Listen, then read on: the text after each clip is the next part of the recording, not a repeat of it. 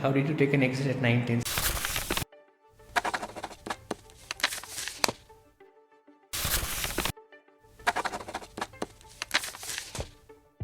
First thing I did was I wanted to find a co-founder. Before I even had the idea, I wanted to find someone like I could trust. And that ended up being So, what was that one myth that you were told in the early stages of your journey? But once you've actually cracked it, you realize that, oh, this is just a myth. I actually think like cold email might die in the future. This might be a controversial take, but I'm not a big believer in work-life balance, especially when you're young. If you want to start a business, the fastest way to do that is just start the business. Horrible idea, very hard to build your own game. It was like very hard for me being a solo founder. There was a lot of like late nights, like you don't know if it's going to work. And then mentally, it's so much harder being by yourself. Can you just give a little background about what exactly OrangeSlice AI does?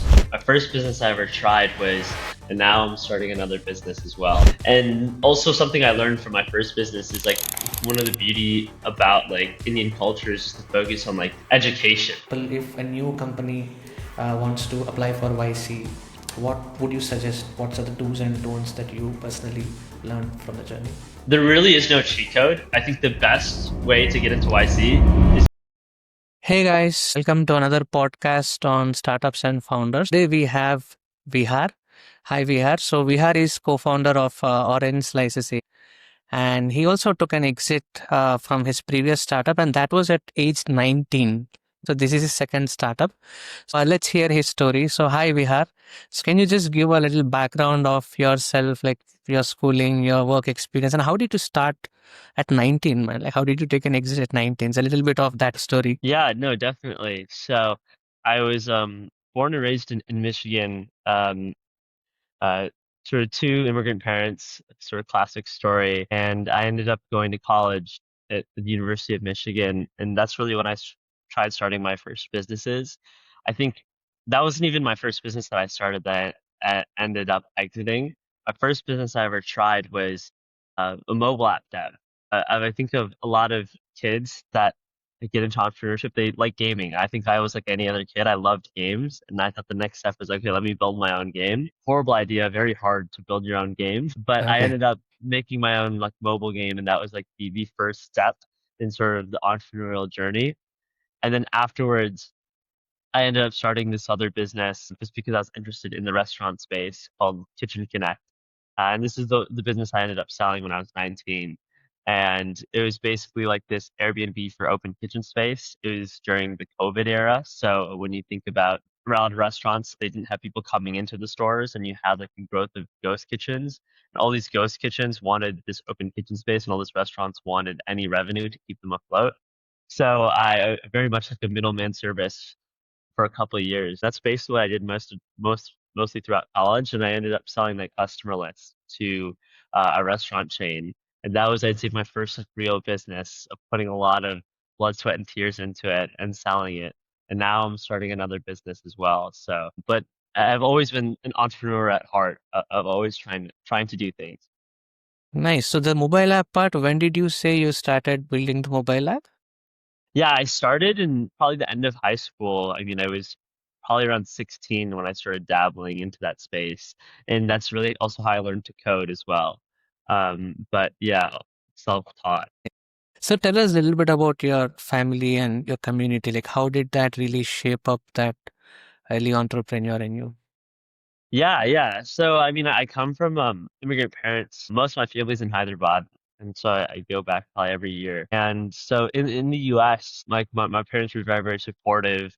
But then also I think one of the beauty about like Indian culture is just to focus on like education and like making sure you're working towards something, and they're very, I'd say, long-term focused. And that definitely got instilled in me of like, when I'm tackling something or choosing a problem to solve, like thinking about it on like multiple years or a decade long horizon, right? It's not just, a quick race to do the next thing, etc. And so very, very close with all my family, and growing up, I'd say in Michigan, it's like the Midwest of the US, where there's not that many people around, like it's not too distracting. And but there's also, I think, a really strong sort of community. the community played a sort of massive part into, I'd say, like entrepreneurial journey. When I started that business of Kitchen Connect, a lot of it was like door knocking, of like me showing up to restaurants, knocking on their door, being like, "Hey, do you have any open kitchen space?" So it was probably the best place to start that business because in the Midwest, people are just more friendly in general. The community is absolutely amazing. Interesting. And like, how did the exit happen for the restaurant business? Like, did you end up selling it to like a bigger player in your in the market, or how did it go? Yeah, yeah. So I ended up selling it to like a specific restaurant chain. So like Okay. I was basically the middleman, I'd say, Airbnb for open kitchen space. And there was just one Mm-hmm. restaurant that had so much demand, they wanted to buy like the entire list of people that wanted open kitchen space. So I ended up selling it to a restaurant chain. And that was the restaurant chain was actually one of my customers beforehand.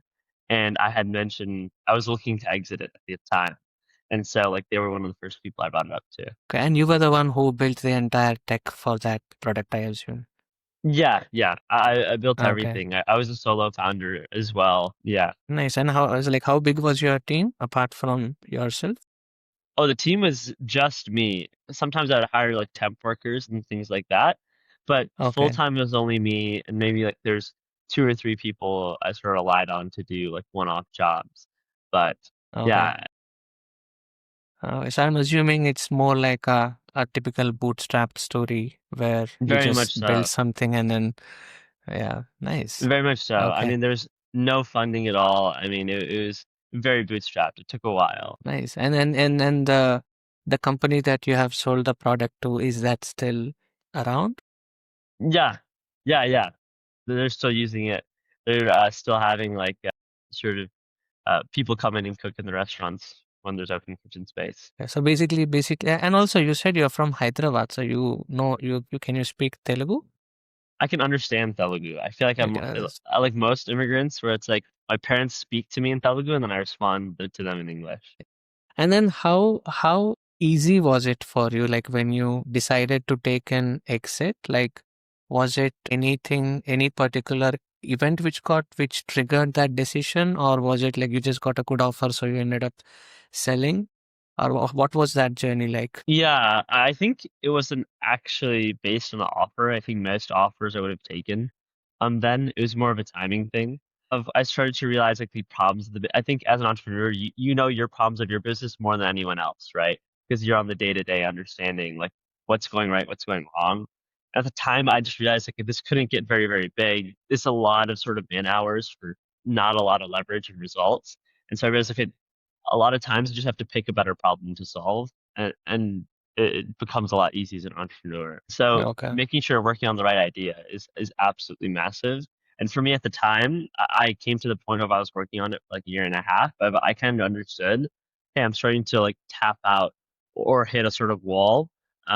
And at the time, I knew I was super young too, so I knew this wasn't going to be my last business. But so I wanted to also create space of being like, okay, I want to allocate my time, try something else as well. So there's more of a timing thing than an actual offer sort of thing in my end. And then one other question around that decision, like a lot of young entrepreneurs, what was that one pressing signal for you that because you were like, I believe 19 and 1.5 year means roughly you're at 20 and half, less than Hmm. 21. You're still too Hmm. young for, I'm assuming that you wouldn't have had any work experience by then. So what was the uh, key signal that really made you feel like, okay, I think I've hit the saturation. I think now it's better for me to take an exit and work on a bigger problem. Was there Yeah, anything particular on that side here? yeah. I think it's like a lack of growth. Like I was struggling to grow the business, and it's to like a fault of my own as well. Of like I didn't have the skill set back then to like grow that type of business. But then also, I think when any sort of entrepreneur starts hitting that wall of lack of growth, it can be like quite painful of being like, hey, nothing's working, nothing's going right. And that's usually the time where you do like take exits or swap ideas or make pivots, etc. So for me, it's been like I was working on it for like a year and a half, and basically in the last 6 months, it didn't grow like at all in terms of the business. It was just sort of stable and stuck. And at that point, it was like a key indicator to me of like, okay, this is I don't have the skill set right now to sort of manage this business. maybe it's like better off in someone else's hands. Makes sense, makes sense. And how easy was your exit journey? Like how long did that process usually does the process usually take in US? Let's say you have decided to sell the company today. How does it look like? Yeah, yeah. It honestly depends on like a bunch of deal dynamics, the actual person and all the terms. Of But course, for me, yeah. it honestly wasn't too bad. Like it only took about 3 months to like for everything to get done. And it was very good because like I enjoyed the person I did the deal with, etc. So all these things I think play into the deal dynamics. But um yeah, it took about 3 months for us. So once you have taken the exit, so what was the next thing running in your head? Yeah, I did the next thing for me was I spent some time with my family and I wanted to start another company like right away. And it was like a very tactical decision of figuring out what type of company should I start. I think there's a beauty, a double-edged sword of like being young and inexperienced, of that you can tackle any problem, but vice versa, like you don't have any expertise in a problem, so you're not fit to make any problem. And when you're young, like that's like a unique time in your life where you get to choose anything, versus like when you're older and get experience, you really should just be choosing a market you know best, right? That increases your chance of success. But because I just have such a lack of experience, like all doors were open in my mind. And also something I learned from my first business is like the importance of like having a good team around you. It was like very Yeah, hard for me being a solo founder. There was a lot of like late nights, like you don't know if it's going to work. And then mentally, it's so much harder being by yourself. And the whole mental aspect of starting a company is like not talked about as much. And so like the first thing I did was like I wanted to find a co-founder for whatever my next business was going to be. Before I even had the idea, I wanted to find someone like I could trust, etc.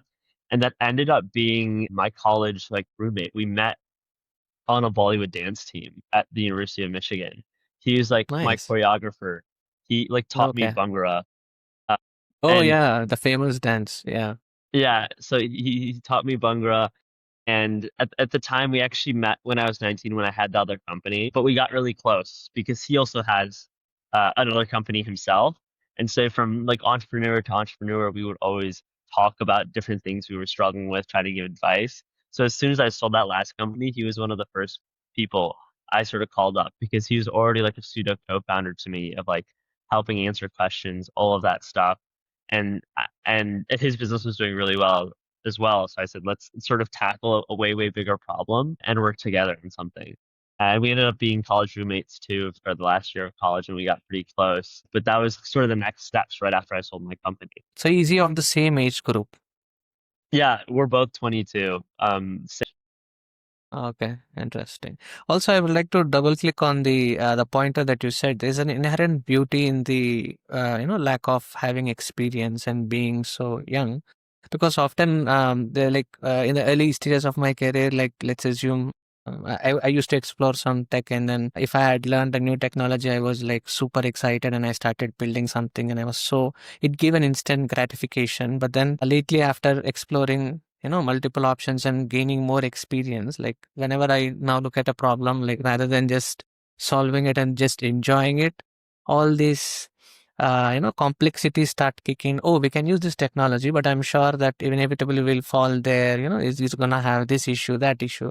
Sometimes I feel lack of experience, no context, just go attack the problem. That there's a freshness in that. Yeah, nice. So how complex was your second startup idea? Like, and I think at 22, you said you wanted to start something, and you also got that clarity in your mind that you needed a co-founder, and then you got your buddy.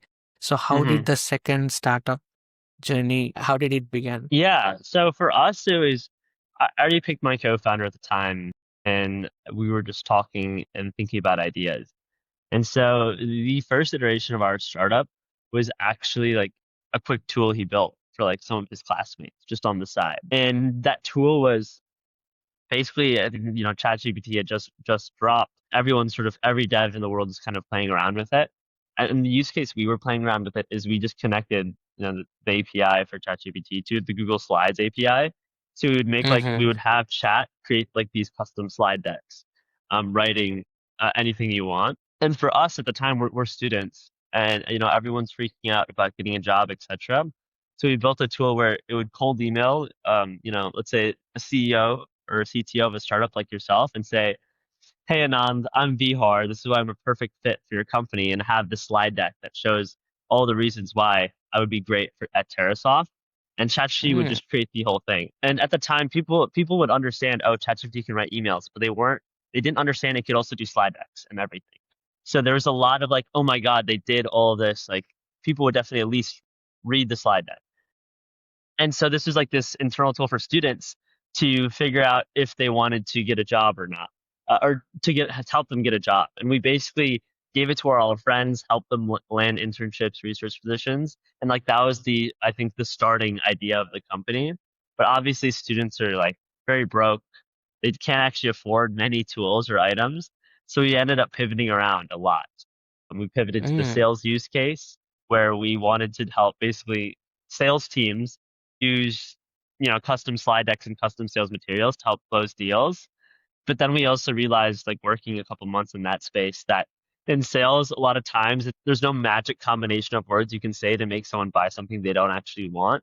So then we pivoted again of like just figuring out, okay, how do we find people that want your product? And that's kind of what we're doing today. interesting. Okay, so basically, Orange Slice started as a simple integration with ChatGPT, which could build slides, and then slowly you realize that now students Yeah, can't pay, and then that's how now, okay, we have tech. Now, how do we pivot, and then that's how it happened. Oh, interesting. yeah, Okay, so maybe this is the right time. I think. Can you just give a little background about what exactly Orange Slice AI does? What is yeah. this all agent about? Yeah, so at OrangeSlice, we build these AI agents that find customers that already want your product. So it's a lot of like agentic web scraping on the internet, figuring out everything about a company, and then figuring out do they need or want your product, or do they have the pain point that you solve? And the whole goal of the company is try to eliminate like these volume spray and pray method of sales. That's like pretty common today. Like sales is not that data driven. And we want to bring a lot of that data driven knowledge from other industries into sales of being, can we even predict someone wants our product before we even outreach to them? And then if so, then only outreach to the people that we need to. I get a bunch of emails in my inbox that I don't like that aren't related to me.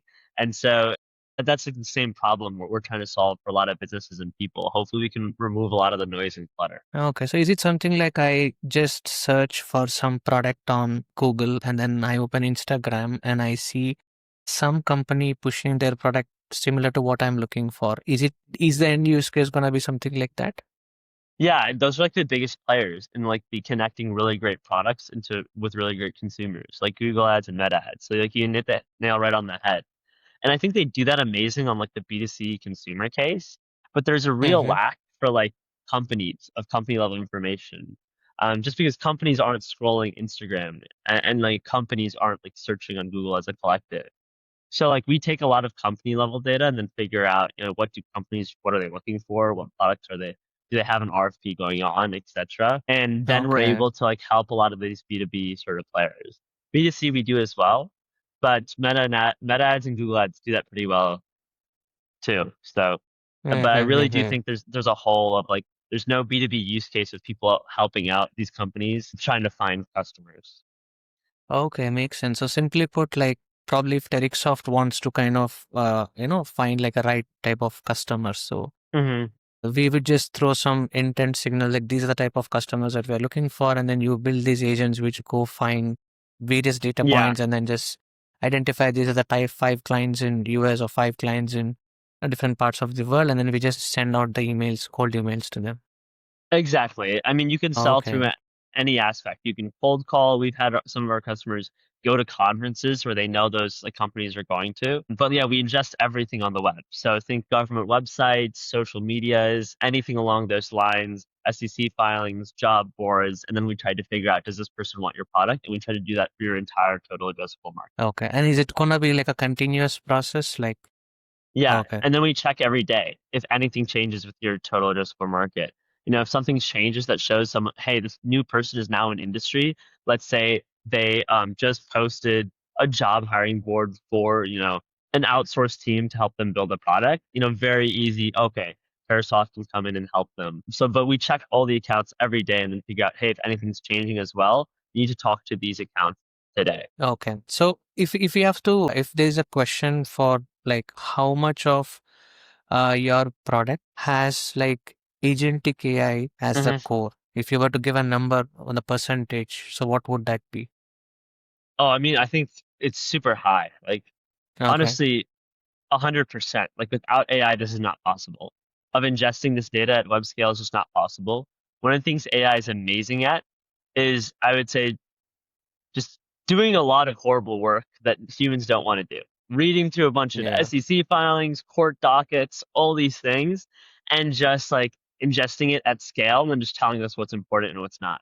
They remove a lot of the noise more than I'd say make really good insights. They're just really good at taking massive amount of information and outputting in a non-deterministic fashion, like what's important and what's not. I mean, our business is completely run on AI. Our web scrapers are using AI. All the reasoning of figuring out what's important, what's not uses AI.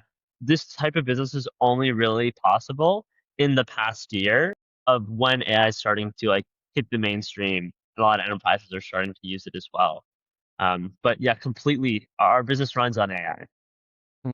So now, because you are so core into AI, like, what is your prediction on how the next wave of AI is gonna be? Like, we started with LLMs, and then came agentic AI, and then now we are getting into different modalities: voice, image, video. I think Yeah, the nano banana image which Google just launched is like amazing. yeah, So there's a lot of new things coming up. So where do you think the curve would land up in, let's say, a couple of years? yeah. AI is such an interesting space because it's moving so quickly. Just even in the past year, it's felt like a decade worth of progress. Yeah. You mentioned Nano Banana, absolutely amazing. Like the video space has moved exponentially, I feel like in the past year. So the VO3 too. I'm finally starting to see some ads where I can't even tell, like at first glance, it's not AI. But then when someone tells me it's AI, I'm like, oh wait, I'm starting to see the signs. And so like all of that stuff is super, super scary. But I think a lot of industries are about to change. Like I think we can already see like the advertisement industry of the commercial industry trying to adopt these new Nano Banana VO3 to start making these commercials. It's just a much cheaper, effective option that saves people a lot of time and money, which is amazing. And when we think about like the agent space, because that's primarily something I'm in, I think we're honestly just at the start of the agent space. There's so much more to do that I think in the next couple of years, a lot of companies will be building this infrastructure, helping agents interact with other agents. For example, in the space I'm in the sales space, right now we're building an agent to help you find sort of customers. I think also in the future, there's going to be like a procurement agent on the other side of an agent that like takes in Uh-huh. all the deals, all your emails, and figures out, okay, what do we actually need? What do we not? And then let me throw away the Okay. rest. Yeah. I actually think like cold email might die in the future. It's one of my thoughts of as soon as you have an agent monitoring your inbox, like right now our emails of Gmail doesn't really or whatever email provider you use aren't very AI first or AI native. And Yeah. I think there's a lot of great email startups that are going to come up too. And once we have like an AI agent that takes in all our messaging and just tells us what's important and what's not, all that cold email outbound is like going to disappear to the aspect of the only emails you'll actually see are the emails that are actually super, super relevant to you. And that's also why a company, we've chosen not to do like mass email sending, all of those things, because we don't think that really matters in 1 to 2 years. Once there's like an AI agent for your email, once there's AI procurement agents, the only thing that matters is like, does that person need your product? And that I think will Yeah. be the future of sales. Yeah. Yeah. And I think the closest of the best usage of AI that we have for the email clients, I think Superhuman is doing that. I've been Mhm. using for like couple of years, but I still see that there's a lot of gaps in there. Like if I were to just consolidate all my emails and just say, okay, what is my action plan for the next 3 days? Like today you do Yeah. these 5 things. I don't think it's still there. We'll have to go process manually. I think there's a lot of that things as well. So let's talk a little bit about your YC journey. Hmm. So can you just speak about like how did it all start? Like which batch you were in and what, for example, if a new company wants to apply for YC, what would you suggest? What are the do's and don'ts that you personally learned from the journey? Yeah. I think at least the applying to IC, our story was a bit unique in the sense of at the time, me and my co-founder were seniors at Michigan. We'd already been working on the idea of pivoting around. And we had just come to this new idea of, okay, how can we use AI to figure out if someone wants someone's product? And this was kind of the idea we're building out. We were very, very early stages. And just by chance, I'd say by fate, one of the partners at YC, Jared Friedman, founder of Scribd, like a massive company, came and visited the University of Michigan. And he was doing a college Okay. tour around the area. And so we actually ended up talking to him and like doing some like informal office hours of just chatting to him about our business. And that's actually how we got close to, I'd say, the YC, learning about the YC community, what they are. And we basically spoke to him in office hours. And from there, he said, shoot me an email when you guys apply, and really heavily encouraged us to apply. I think that was a really big turning point for us as well. At the time, we didn't realize it. We weren't too concerned about accelerators, all of those things. I'm a very big fan of, if you want to start a business, the fastest way to do that is just start the business. You don't have to get funding. You don't have to do an accelerator. All of that stuff I was very against. Just do the thing you want to do.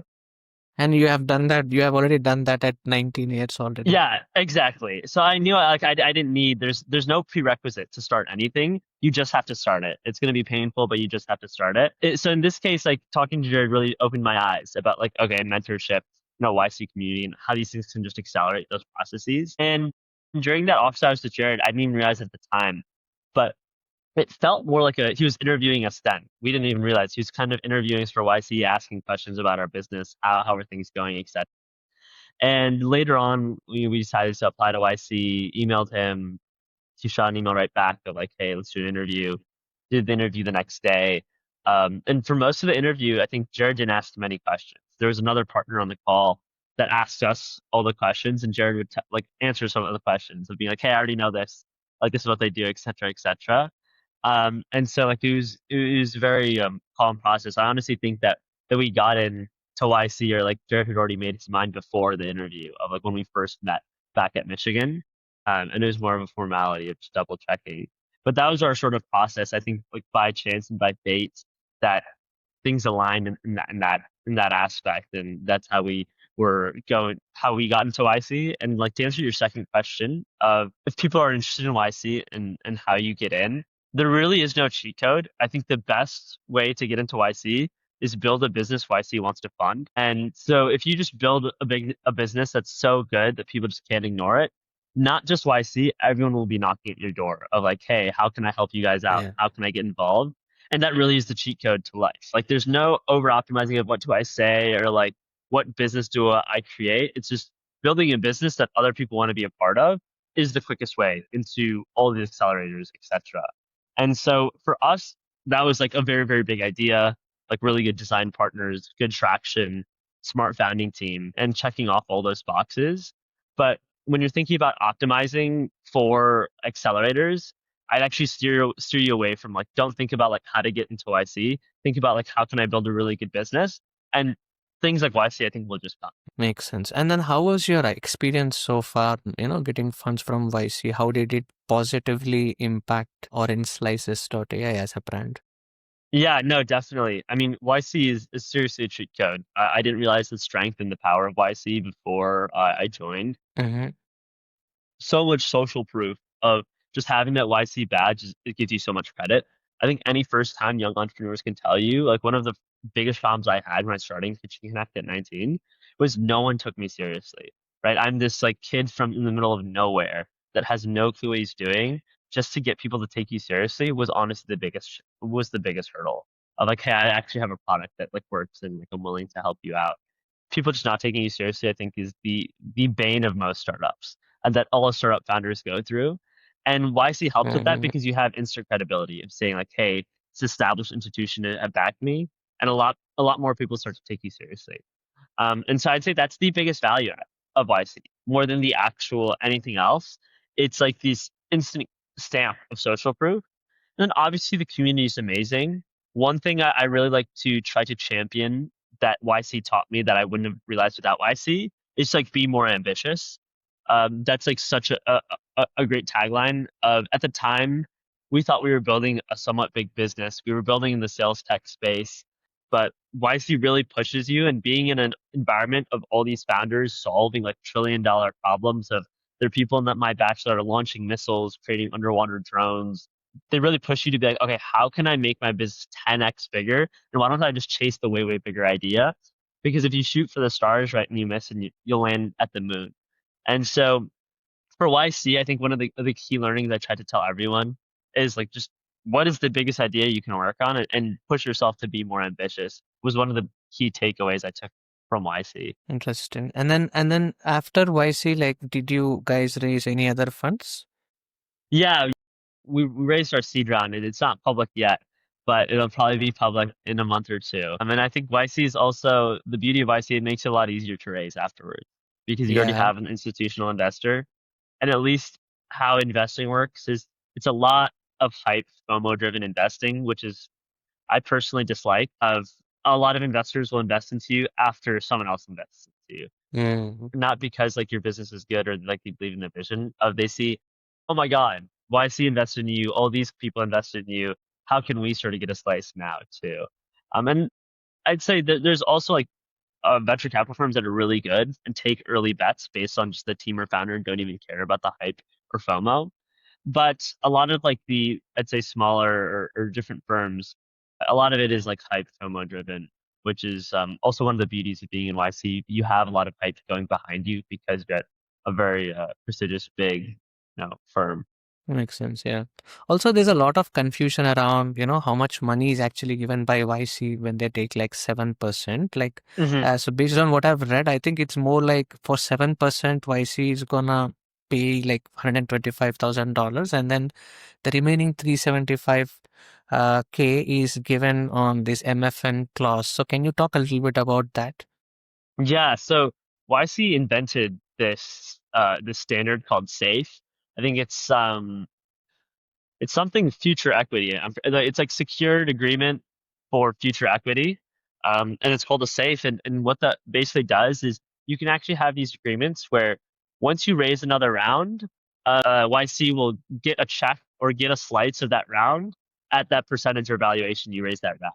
So the YC deal, it works as they get 125,000 for 7%, and then they also get 375K SAFE.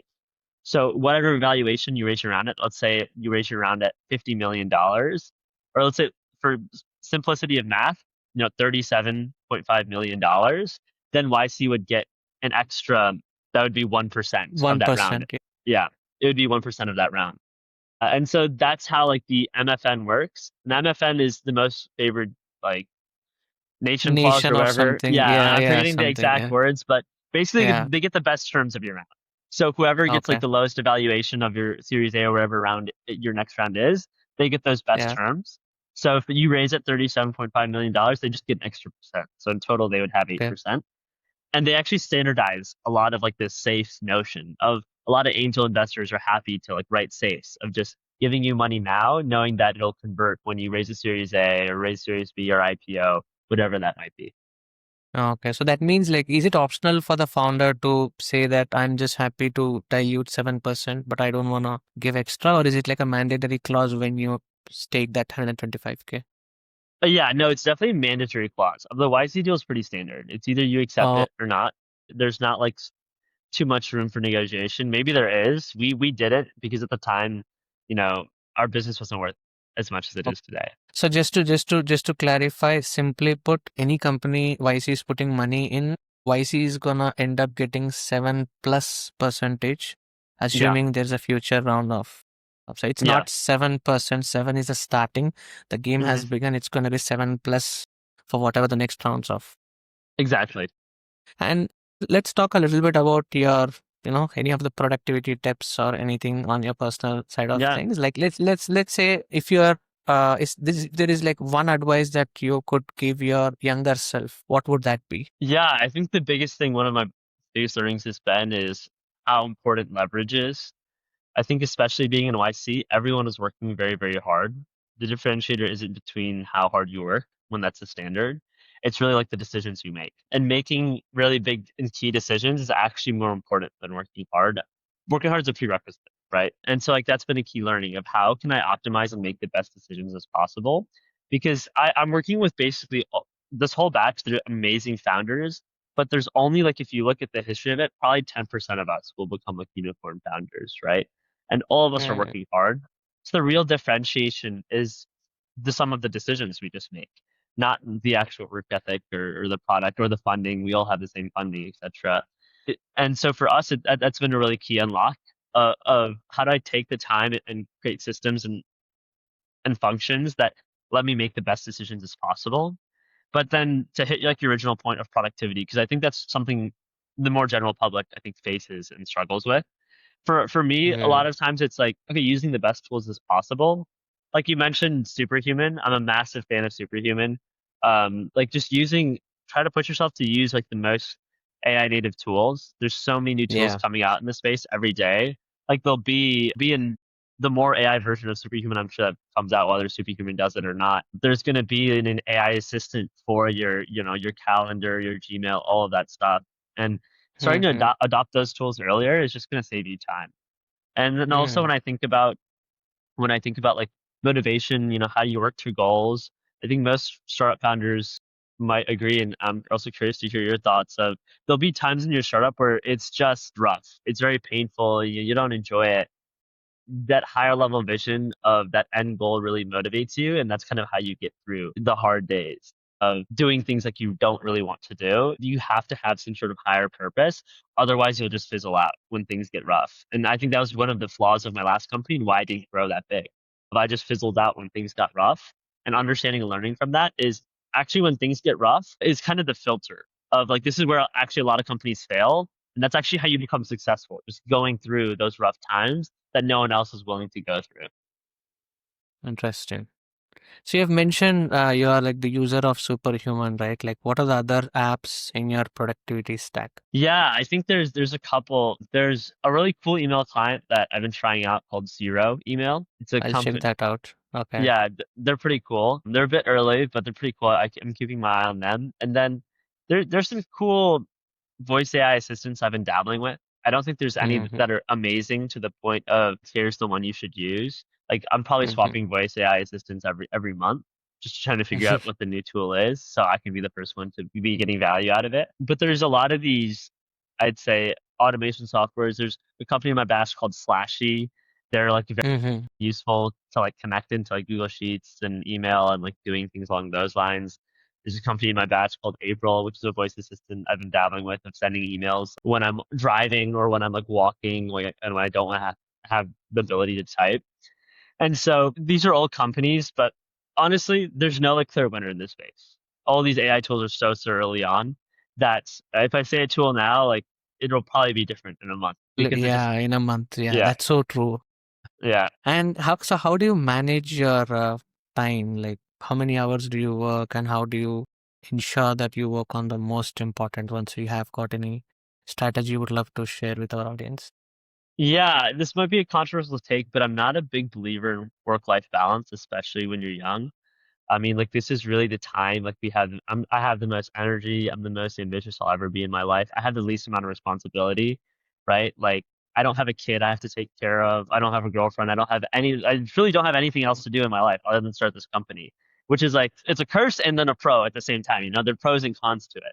So like, this is like, I Yeah. think a very cool time in people's lives, like that young 20s you get to just chase very, very big things. And so for me, when I think of okay, how to structure work, I'm working like every day all the time.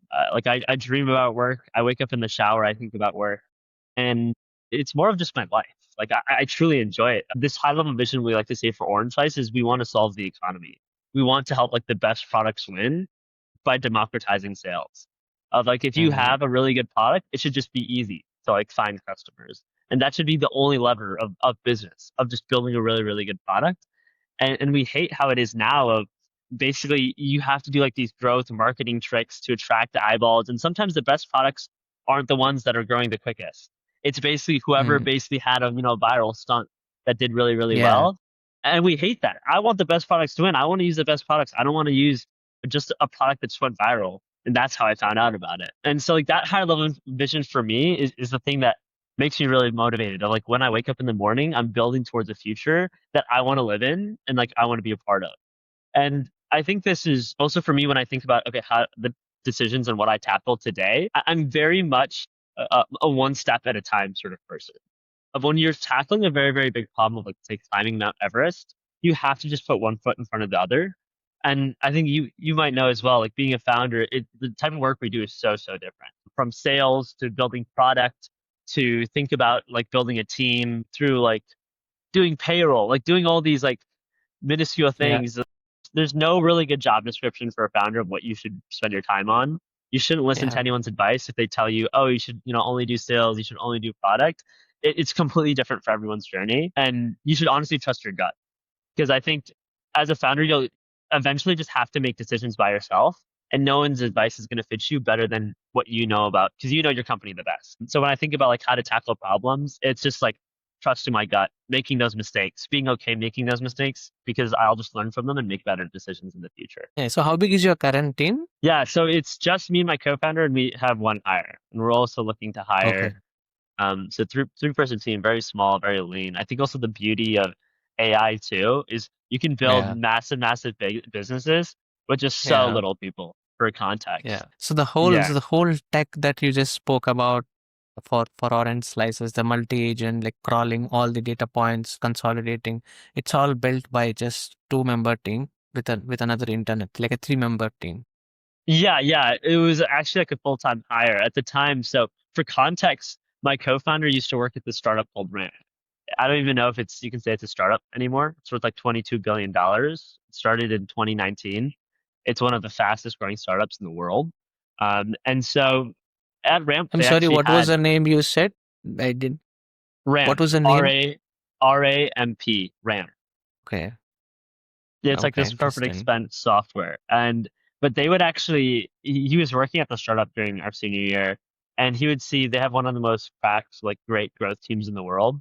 And would see like, oh, this is kind of what they're doing. And it also gave us a lot of conviction in the idea uh, of Mm-hmm. using AI to like help sales teams like find customers that already need their product. And so for us, we pull a lot of that experience of like, how are these really fast growing startups doing it? Let's build a system where we can productionize it and democratize it to everyone and basically help everyone grow as fast as, Ramp grew from 0 to 22 billion in 6 years, right?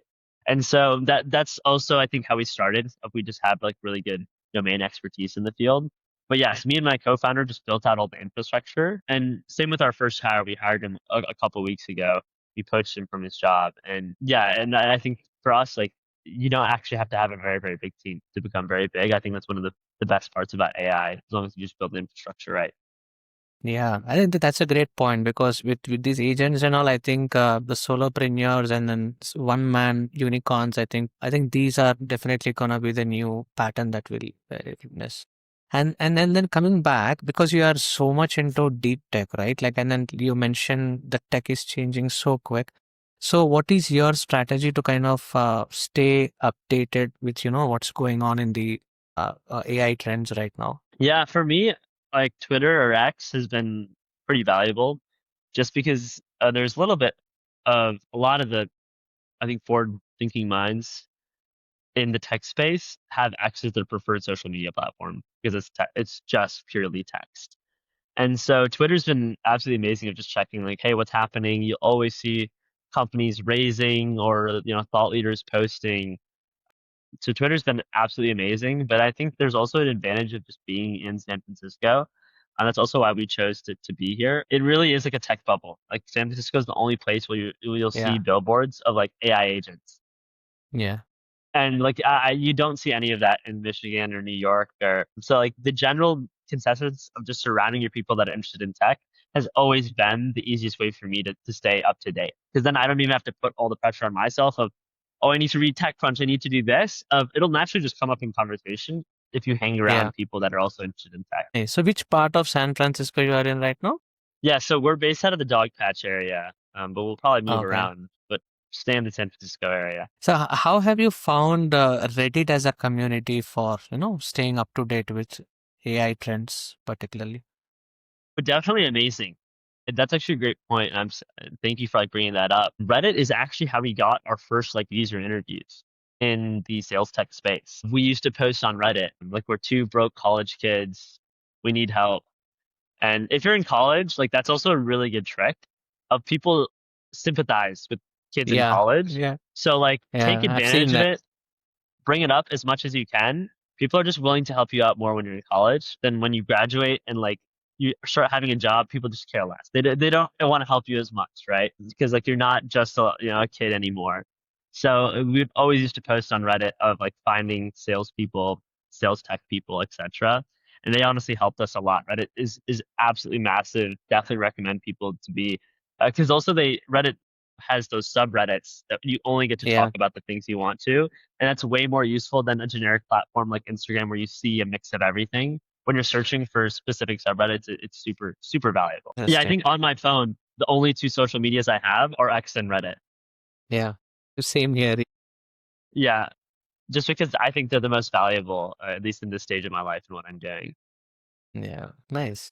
So let's have like one last question related to startups. So what was that one myth that you were told in the early stages of your journey, but once you've actually cracked it, you've realized that, oh, this is just a myth. Like, this is not the truth. Like, what was that one myth that really didn't work out in your case? Yeah, I think I love this question. I actually post on my Twitter a lot about it. I call them like comforting lies. Like they're lies like society tells you to because it's just easier to live with. I think in an easy one right off the bat for me, and I see a lot of my peers that I think about is people often think that they have to like do a job or do something for 2 years to like they have to do Hmm. X to do Y, right? I And need to then get go to experience and then start a company. exactly, right? So like I have to do an MBA to, go into management or all of these things. Like I have to do X to do Y. But really like the biggest cheat code is just doing Y. Whatever the end goal is, just start doing it. And I promise you that's the shortcut. Well, like people will tell you, oh no, this is the shortcut of what you have to do. You have to do an MBA, you have to work at this company first, then move to this company, and then do your thing. The only shortcut is actually doing the thing. Of like you just do the thing you wanted to do, whether that is like start a startup. If you wanted to start a startup, starting the startup is the quickest thing to do it. If you want to go into marketing, start marketing. Like that's how you do it. If you want to be a writer, just start writing. Like that's like I think Mm. the biggest unlock.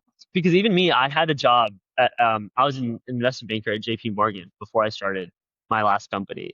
And like there was a thing pulling me of like, oh, I have this very prestigious job. Should I do this thing? But I know I want to start a startup. Oh, should I just work 2 years, learn a bunch, and then start the startup? For me, like it worked out well where it's like just starting the startup, you learn more than doing whatever previous task you were thinking about doing. And so that's what I always like to tell people that are thinking about starting a company and they're on that fence of like, I need to do this, I need to do this, I need to do this just to do this last level goal. I'd say just start doing Mhm. the last level goal now and step by step, you'll figure it out. So just to kind of summarize that, so you're saying that your experience at JP Morgan definitely was helpful for your OrangeSlices.ai, but because of the way you're built up, irrespective if you had started this journey on a different tangent, you would have more or less ended up because that burning desire Yeah. of building something. So that Yeah. exists. So that's more important than the experience that you gather en route. 100%. Like I definitely learned a lot from JP Morgan, but also I think I would have learned all the same things just making the mistakes myself and just starting because also the big thing is you're losing time, right? When you're deciding to do X and Y or X before Y, that all that time you can just be learning at a quicker rate. And sometimes yes, jobs are the fastest way to do that, but in generality, I really do think just doing the thing you want to do is the quickest cheat code. Makes sense. Makes sense. Yeah. So let's start with let's end with one other personal question. I would love to have this conversation for much longer time, but I think Yeah. we fully almost at the end of the time. But probably we'll have another session like this. But like when you're stressed out, right? Like so when you are like too caught up with work and all. So what is your de-stressing activity? Like is anything like listening to music or like meditating or playing something like what does usually people in Silicon Valley do? Let me put it that way. Yeah, I think everyone has their own their own vice or whatever de-stressing activity, whether that be I think for my co-founder it's playing guitar, our first hire playing volleyball. For me, it's honestly I'd say spending time with family or like calling my mom, things like that. I'd say spending time with friends. But for me, honestly, I'm not de-stressed. I think I really like the work I'm doing, so I don't actually have to take much time off. This was a trick question. I really wanted to hear your response, and I got my response now. Yeah, yeah. So maybe it depends on the person. I know everyone's not that, I'd say, maybe doesn't align that itself or like they need something to do in their free time. But it honestly depends on the person. But for us right now, we've been enjoying it so much where like we truly are just so passionate about it. Like it's all we think about, it's all we do, and I don't really need to de-stress. Superb. So thank you so much, Vihar, and I've personally enjoyed having this conversation, and I'd love to have this again sometime in the future. And thank you so much for sharing your insights and your journey with us. And I hope the audience are gonna definitely take back something home. And once again, thank you so much, and have a great day. No, definitely. Thank you so much, Anand. It was a pleasure talking to you. Thanks, man. Bye. Bye.